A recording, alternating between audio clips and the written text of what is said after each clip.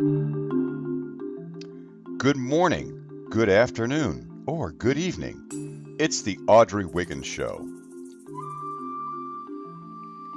Starring Audrey Wiggins. Executive producer, Altogether Marketing. Producer, Audrey Wiggins.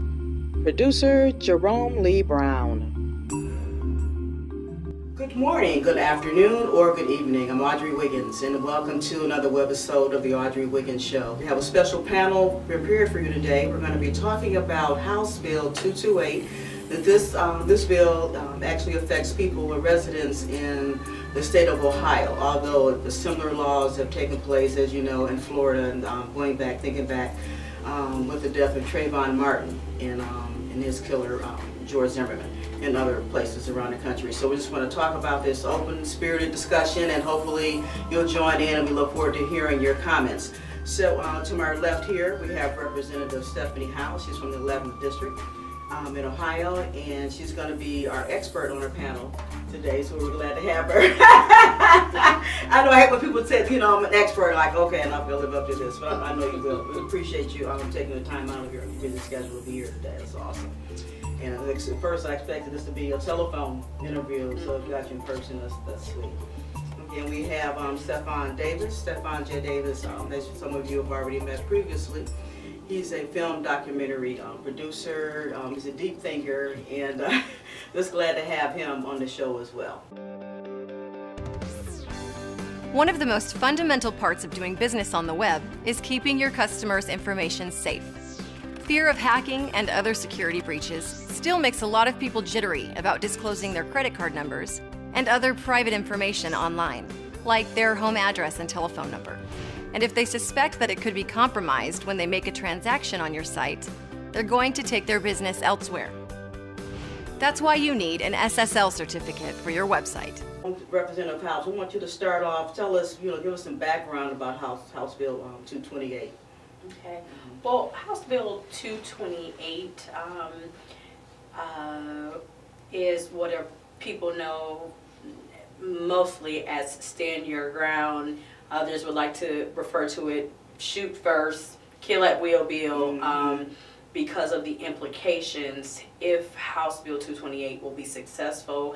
What it actually, as proposed, will expand the burden of proof from the defendant over exclusively to the prosecutor, and it will give that, protection from currently in Ohio right now. People do have these protections in their homes as well as in their cars. Okay. What House Bill 228 will do will expand those protections basically anywhere in public. Wow. Whether you're in a park or a grocery store, you name it, and if someone feels that their life is at threatened and then they kill someone, then they will now have this protection of stand your ground, because of hints of what the legislature is looking to do. In addition, it reduces the penalties for people who actually have a license to carry guns, and they go into places, whether it's a school or a daycare or other places where there may be a requirement that they have a sign saying that weapons are prohibited. Those penalties will be reduced from felonies to a misdemeanor. Wow. With a minimal fine. And this is being done, through the objections. You have many community members like the NAACP, Moms Demand Action. You also have the Prosecutors Association. You have chiefs of police, the Ohio State Highway Patrolmen, and just other concerned citizens of who really have been voicing their concern in opposition to this legislation, which is very dangerous. Where we are now, it passed the House. Where we are now in the society, as far as the law, okay. where we are now of Okay. like the status of where it is. Last Wednesday, which was November 12th. Number, we're gonna go with number. Hold on, what's today? Today's the 20th. That's the 13th. 14th. November 14th. Yeah, so I was trying to think. So November. It was Tuesday, November 14th, 2018, is when the members of the Ohio House of Representatives passed it with I think about 64 votes out of the 99. And now, as it stands, it is in the hands of the Ohio Senate. So that's where we are. Okay. So it has not officially become law, but it is on its way during what we call lame duck session, which we're trying to. The General Assembly is wrapping up all their business for our 2-year, 132nd General Assembly. Okay. And this was one of the pieces of legislation where those who are currently leading Ohio, the Republican-led legislator, are making it a priority. Wow. Yeah, so how does this even come about? Who decided or who pushes this or? So there are a lot of things. So this, as you can say, that this law is nothing new to America. People talk about ALEC, ALEC, which is a national legislative group who comes up with varying legislative ideas and concepts. And they, this has been one of their pieces of legislation that they have been rolling through in states. And when it comes to priorities, here you have Buckeye Firearms, you have the National Rifle Association, or NRA, as most people are familiar with. Those, and then surprisingly enough, there was like the Ohio Real Estate Investor group, which I will say I did not read their testimony, but they are supporters. So if people look on the website, the ohiohouse.gov, you can do a legislative search for House Bill 228. And then when you go and you look at the legislation under committees, you can actually hear or read all the sponsored testimonies. You can actually go into detail from citizens and organizations and actually read their testimony, why they may be for this, and also why they are against it. So, and when it comes to the priorities, really you will have the legislative leaders. So the Speaker of the House basically makes the determination of the legislation that will move forward and things that will be stopped, as well as on the other side in the Senate. The Senate President is the individual who is responsible for the priorities of legislation that will be heard, which will come through for the whole body. And so, being in leadership, that's where the priority is. So as you maybe have the outside influences and interests, the things start and end with the Speaker of the House and the President of the Senate. Education.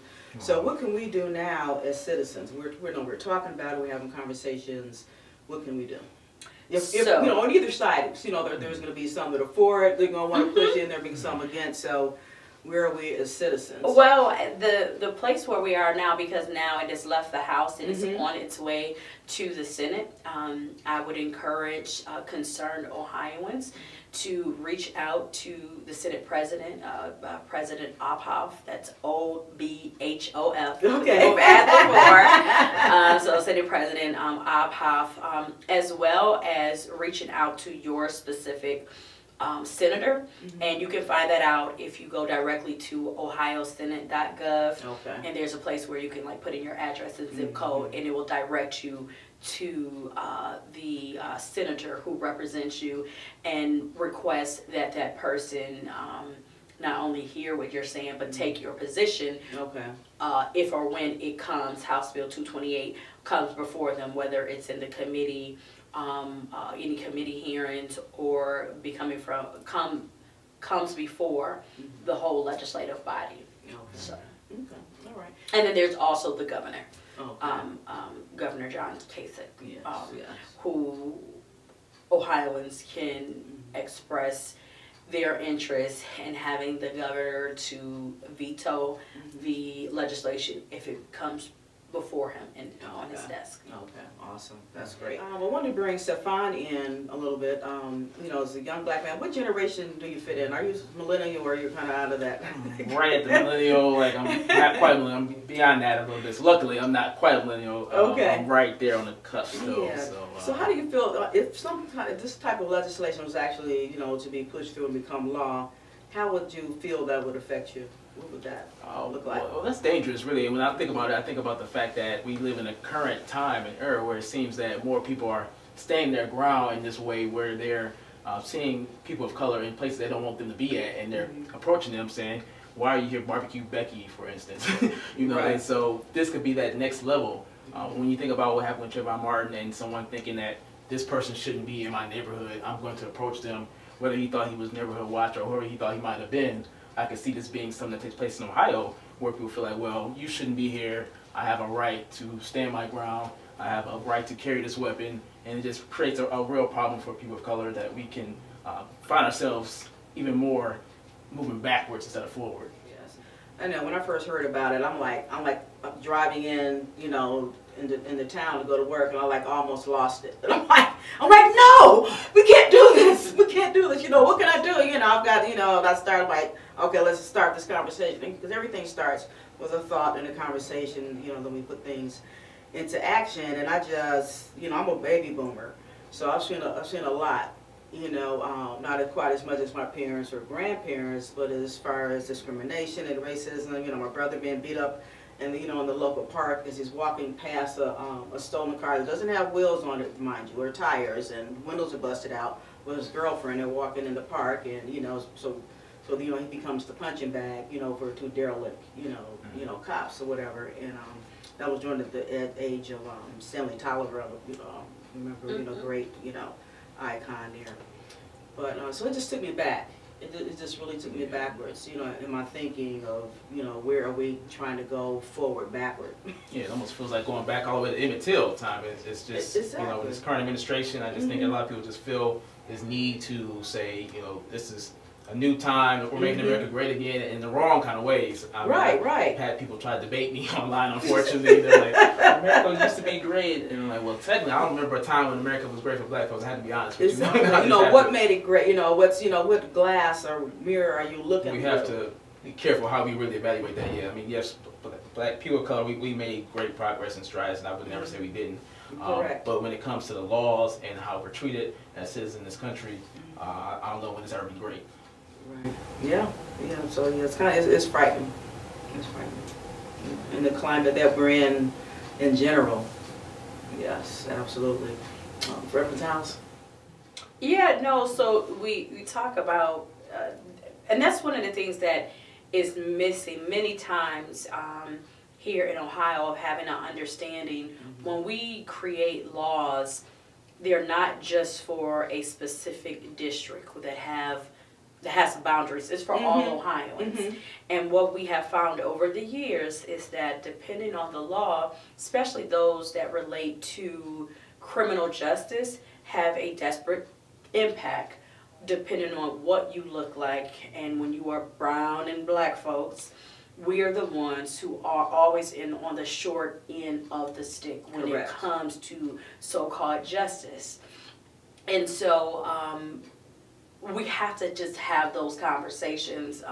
Many people are aware of the exchange that took place between myself and the current speaker, who, when I brought up the racial demographics and the makeups of the sponsors of the bill, I was gavelled out of order. My mic was turned off.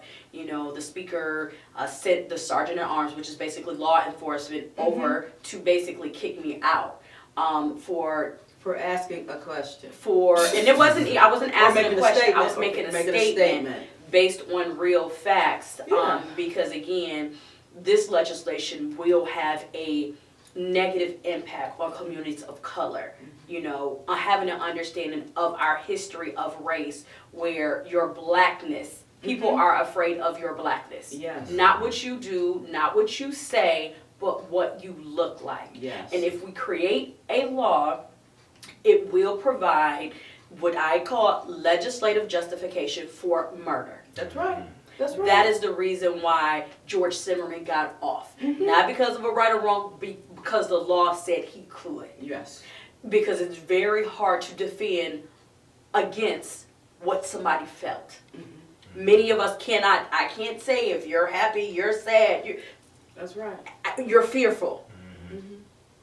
And if there is usually a shadow of a doubt, if you aren't 100% certain that this person wasn't fearful for their life, then they get off. Right. It just does not have a place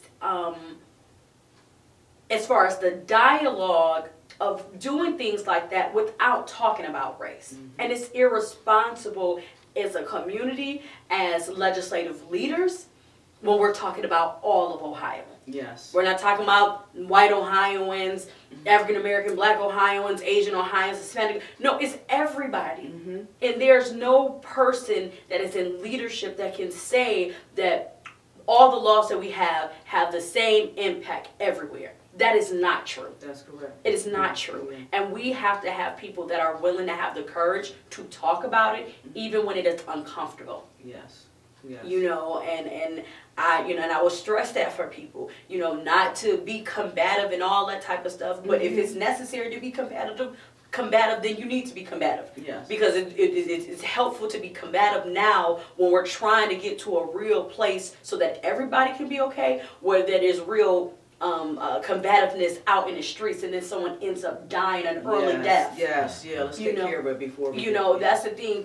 Everybody wants to just pat each other on the back and be all kumbaya-ish. If that's ever a word, but whatever. It is but today.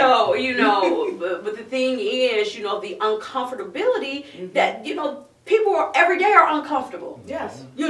Going to school, going to work, socializing. So, you have 5 minutes of uncomfortable conversation as you say it, and you want to shut down debate and conversation. That's problematic. Yes. No, and then within your peer setting too.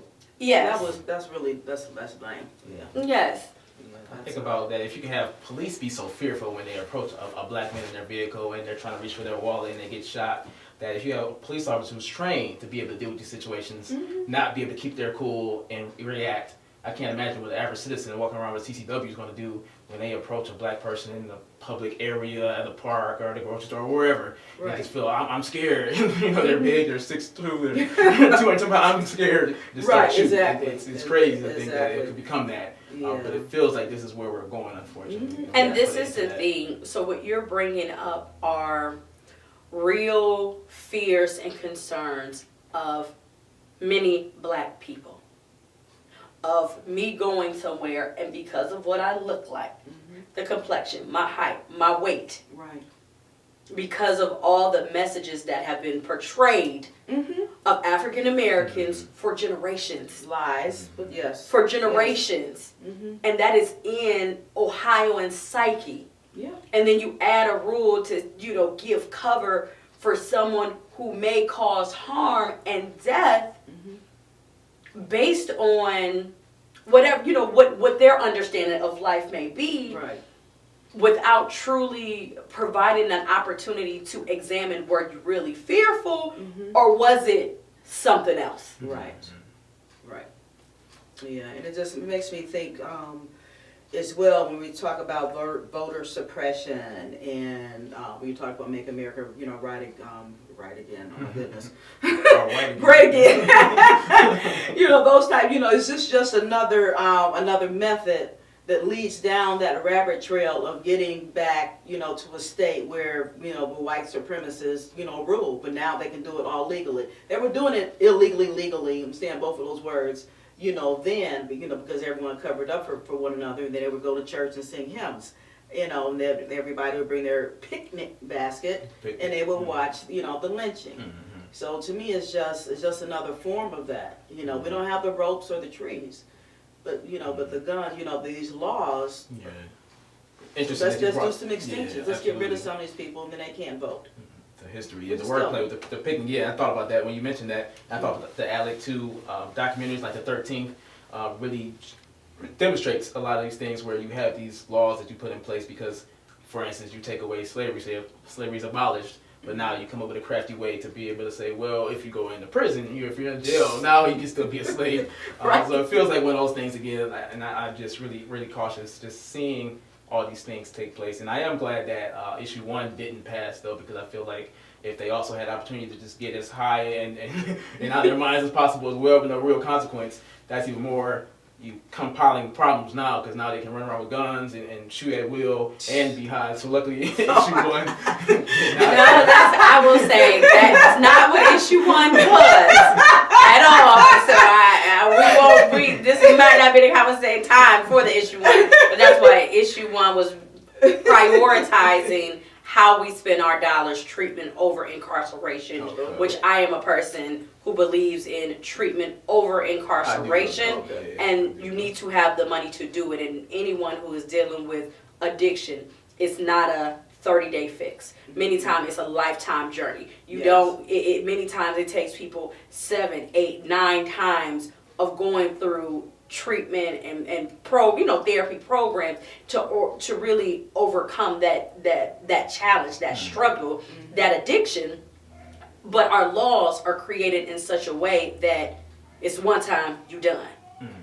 Right. And that's how our policies are not driven by real facts and real proven methods of success. It's done by feelings or someone's interest at that moment in time, and we as citizens need to understand that the laws that we have created have shaped our minds to believe what is right and wrong.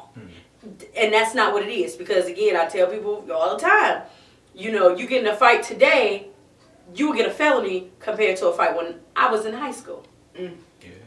Was it right or wrong then to fight back then? Wow. Versus 2018. So these are the things that we have to really think about as we are very quick to judge people on, well, you should just do right. You shouldn't just do drugs. You shouldn't have shot somebody. No, I do agree with that. I just was a little concerned with the timing. I felt like there was a time where we really could have used these kind of laws to really help people that were going through different epidemics and things and all these different drugs. And again, but we're here now. Yeah. What are we going to do about it? Like, it's still continuing on, adding to people, the destruction of people when you give people a lifelong sentence as a felon. Mm-hmm. There are no good outcomes when people get felonies. That's right. None. That's right. You do your time, mm-hmm. and then you come out and you're still doing time. Mm-hmm. You can't get housing. Mm-hmm. You can't get jobs. You can't get any other type of assistance. So as I ask people who are, who have been against issue 1 and all these other stuff, there is nothing else that's going to be done. So nothing on the table to be done. So that seems like, I don't think that is the best way to truly try to help people. And it's a systematic problem. So systematic problems need systematic solutions. Correct. And there's nothing on the table right now when it comes to criminal justice reform. Yeah, I think there was some confusion in the wording too with issue 1. Not to go into issue 1, we're not talking about that, but but some of these things are kind of interrelated, a little bit. Yeah, go ahead. There was something where they made it seem like, if issue 1 passed, then rehabilitation wasn't going to be necessary at that point because everyone should be able to just go out and do their thing. So yeah, I think there was some wording and it got a little convoluted on what people felt like was right and what wasn't right and things. So yeah, but I definitely. I just tell and then that's the thing when people really stop and think, who's getting treatment now? Well, yeah. These are the things like, who's getting treatment now? Mm-hmm. Everybody doesn't have access to treatment in a criminal justice realm. Correct. You actually have to fill out a checklist. And if you don't have everything on a checklist, you don't get it. So these are the things of having real conversations and understanding the full impact of laws that we pass in Ohio, how they will impact different groups of people, if there will be a different impact, on communities, and then go, get to a place where we can really have some real meaningful solutions. Absolutely. Yeah, I was trying to look here to see who was actually sponsoring that. I see Representative Johnson, LaTourette, like our main sponsor. You said it like 64 it passed. Yeah, so if there were two sponsors, Representative Sarah Lotz right out of House District 76 and Representative Terry Johnson out of House District 90. And there were, I would say, at least 32 co-sponsors that are actually presently still in the House, which is a significant amount of people. Yeah, it is. So we won't read this whole list. But right here. But so it has a a huge amount of support. And even if if it goes to the governor's office, he's veto it. They have enough votes to override the veto. Okay. So these are the things where people still need to speak up and fight back and push back on this policy, even though right now it may seem like, oh, it's a done deal. It's not a done deal. And I would encourage Ohioans to get involved and get active if you are concerned about this issue. So-called stand your ground. You need to make sure that your voice is heard for the people that we elect, whether you voted for them or not. They are there and still represent you and your voice, and you need to make it known to these individuals, because those of us in the House, we are up every 2 years. I mean, we run for election or re-election every 2 years. Okay. Question now, with the new, if this was to pass, does that mean that if you were in a K through 12 school, you could walk around with a gun, or does that mean like if you got caught with it, it's less of a charge? Correct. Then, If you get caught with it, it's a less of a charge. Okay. Wow. So you don't. So you. What happens to CCW? You don't. Does that come into play, or you don't have to have it anymore? No, you have to. Okay. Concealed carry. Okay. Yeah, concealed carry. Yeah, You that's are different. supposed to I'm have sorry. you. Yeah. You're supposed to have a license, but with open carries, you can have your gun visibly shown in places. Yeah, I can remember back when we had the Republican convention. There were folks, walking around, their rifles over their shoulders, down, to see that. Yeah. Videos, Yeah. YouTube.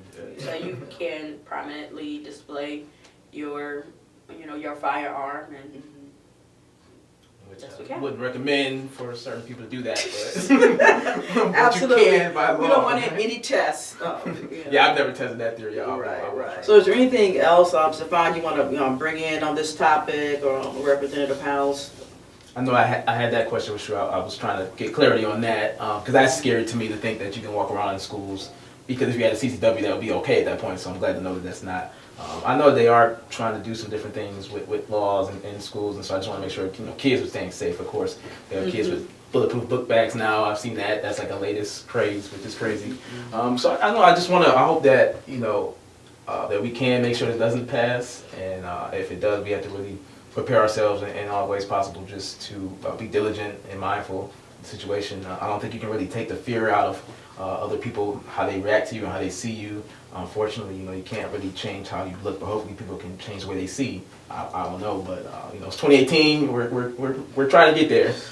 18. Race is really it's been embedded and ingrained in us in such a way where we're not colorblind to it. We see it, and so we just have to really just do our part to just stay sharp and support one another as much as possible. And I'll definitely go to their website and make my voice heard, and that's really what we need to do. We have to have that voice, utilize it. Right. As much as they might try to suppress it, we have to stand up and speak up. That's right, because these things slip in, and out before we have laws, and we don't even know they happen. Right. So we do have to stay close, to stay involved. Go to council meetings, community meetings, and these town halls, and like I said, when things come up, when we do, get educated, to write in and make those phone calls. So I'm glad that we are able to even have the internet, so we can get those letters in even faster. Some people may not be using it, they still may use the snail mail, but to make that difference, like I said, our voice does matter, and it's not just at the polls when it's time to vote. It matters then, of course, and please always show up.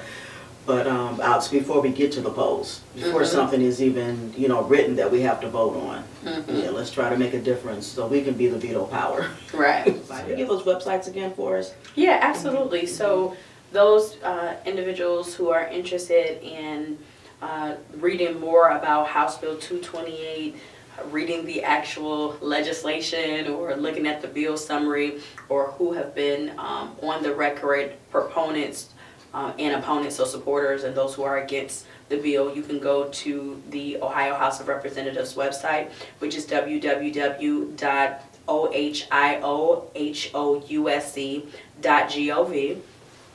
And while in there, as I have indicated, it did pass last Wednesday from the Ohio House.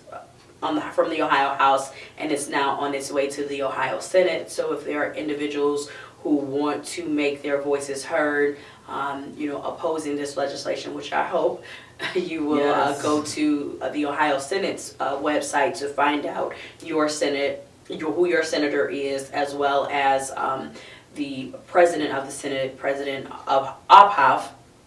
And that website is www.ohiosenate.gov. Awesome. Thanks again for coming. All right, thank you. Yeah, thank you so much. Stephon. Always a pleasure. Yes. So remember, check those websites out. Make a difference. Your voice matters. Our voice matters. So log on, make a difference, and speak out. Take care. We'll see you next time. To appear on this or any of our web shows, contact studio at mwmg.tv, studio at mwmg.tv.